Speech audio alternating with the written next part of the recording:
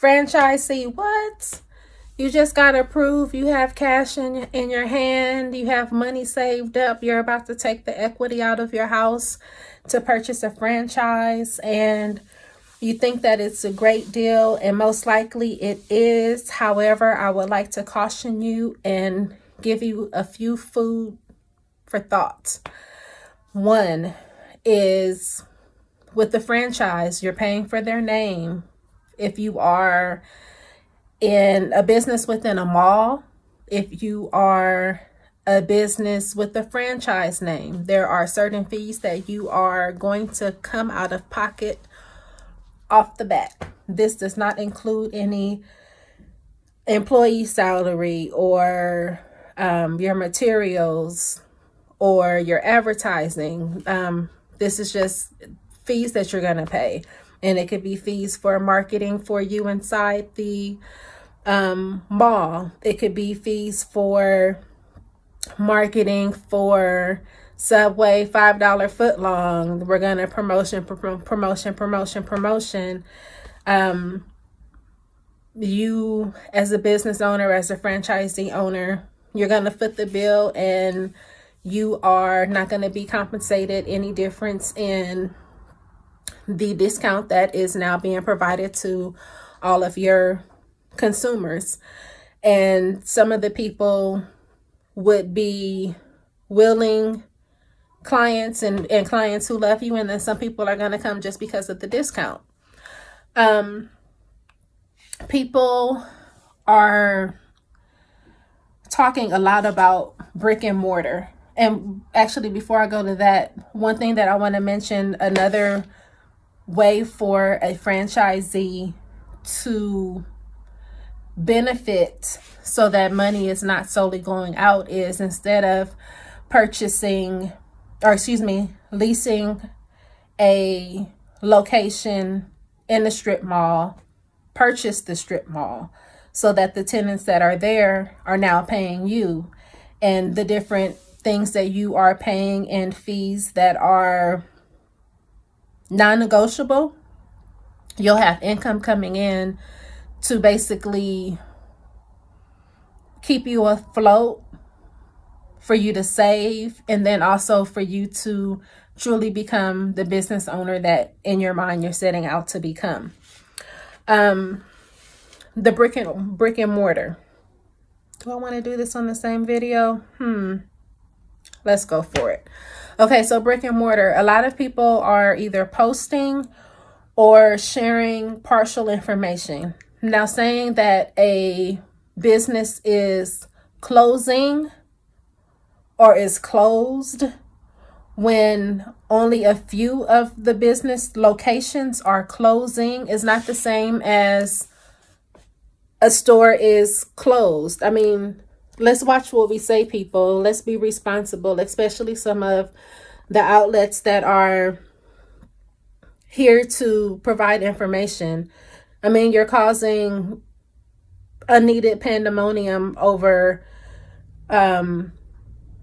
brick and mortar. And honestly, if you know the value of property ownership and the rights that a property owner has, you would be out trying to scoop up more property versus shunning people away from brick and mortar locations and land purchases.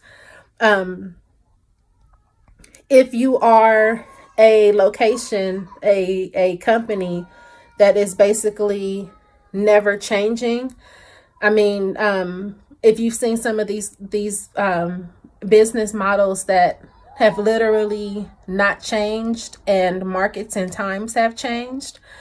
If you are basically functioning in attempting to be everything to everyone, and that's not how you run a business, but it is how you run a business into the ground, that's not going to work either. And so a lot of the businesses that are closed or closing, some of the stores have fell into that trap. And then also quality. A lot of the companies that are closing their quality has totally dropped when they were not that type of store, that type of establishment. They didn't have that type of what do I want to say? That's not the thought or the idea that the consumer thought of them. And now the quality has gone by the wayside. And so if your quality is down and the price that you want to charge is up, that's a standstill right there. I mean, what are you going to do? But people who are considering brick and mortar, I would suggest that you give some thought to the location. You give thought to your service that you're providing or the product that you're providing. And if you solely focus on a business and your immediate business community and not other people who would be willing to travel or order over the phone or the internet for your service, then you're limiting what your business could be. A few more things. So growing up, there were a lot of businesses that had, literally you can go down one block and then the next block and then the next block, and there are repeats of each other. You don't need 3 wig shops on one block. You don't need a t-shirt store, liquor stores, churches that are in retail locations on the same block. I mean, some things are redundant. And from a business owner standpoint, if you're going to a location and you're speaking to the property owner or the person who is managing the property, and they're trying to get you into a location and you have a nail shop and there's already a nail shop, that's not where you should be signed up.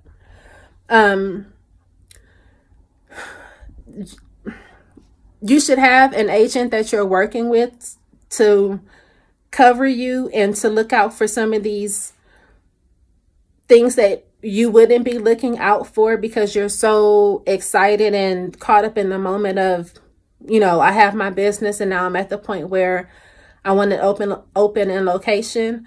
But think about things that service everybody. Think about things that are business models that are on the up and they're still rising. What do I want to say? The people who freeze the fat, the Botox people, the eyelash people, the tax people. If you're a psychiatrist, you need a medical office. If you're a dentist, everybody has teeth. You need a dental office. If you have one, open up another location. Basically, there's so many things that you could do in a brick and mortar place where people will physically come to you. It's just a matter of you need to put the right thing, the right service, the right products in the brick and mortar location so that people will come to it. Some of those things may be you partnering with other people so that you have a complementary group of services that people will want to come to. And those are some of the things that you should be thinking about when you are wanting to open a brick and mortar store. It shouldn't be, no, brick and mortars are bad. It should be, what type of service and product can I offer to the public, to my specific client, not to everybody, but it shouldn't be something so limited where people outside of your community or your neighborhood wouldn't want to come. I mean, it's about enterprise and you making money. My name is Marisha Morris. I'm a commercial broker, and I love to help you make money.